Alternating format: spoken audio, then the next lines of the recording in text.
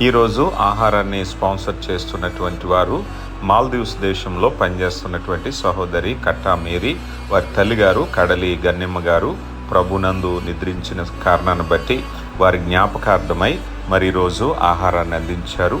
వారి కుటుంబాన్ని దేవుడు బహుగా దీవించునుగాక. ఆమేన్.